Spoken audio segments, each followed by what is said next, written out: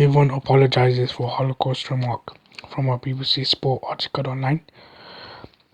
Former Premier League goalkeeper Shay Given has unreservedly apologised for describing Wilfried Nancy's short time as Celtic manager as an absolute holocaust live on BBC show Final Score. Given, 49, was asked to give his thoughts on Nancy's sacking after just 33 days and 8 games in charge of the Scottish champions. The ex-Republic of Ireland international said that tenure was terrible from start to finish, before using insensitive language to describe 48-year-old Nancy's first week in the role. Posting on X, Given said he used a word he didn't fully understand the meaning of and certainly won't ever use again.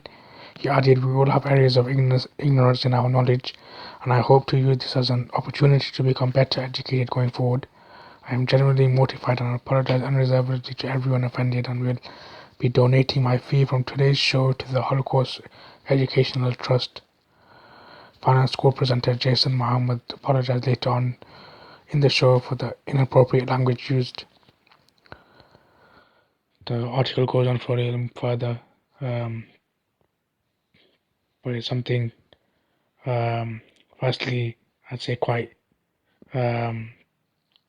bizarre. I didn't expect something like that to be used for just football performances, even if they're bad and you lose games and you might lose cup finals and whatever else. But using those kind of language, whether it's this term or other terms, or even terms that are not specifically tied to anything, but they make it seem like it's life or death, or it's the end of everything, when it's not. Often football is described this way for some reason. So that's first. Secondly, it's good to see that he understood what it could mean, and also what an actual Holocaust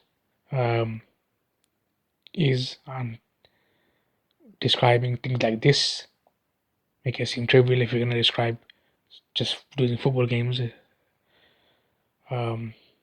But then I'd also like to say the BBC, directly or indirectly, have made things trivial also for people in Palestine and Palestinians and other causes, Lebanon and Iran and elsewhere. So rightfully so, he apologized, and also they issued statements for this. But then at the same time, they bring on people who are directly or indirectly they're involved in things that are very, very, very insensitive to Palestinians, and they know it.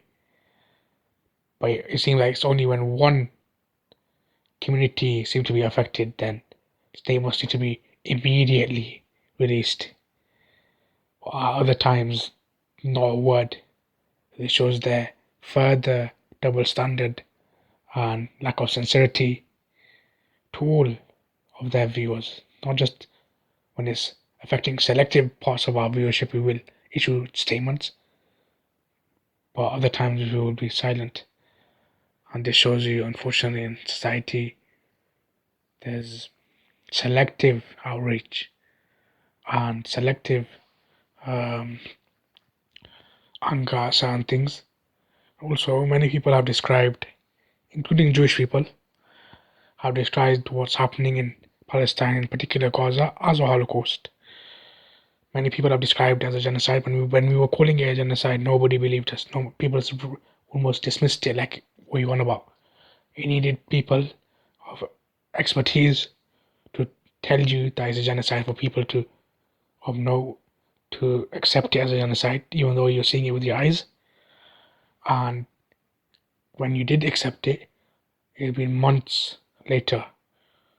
And now we were calling it a Holocaust, including experts, including Jewish people.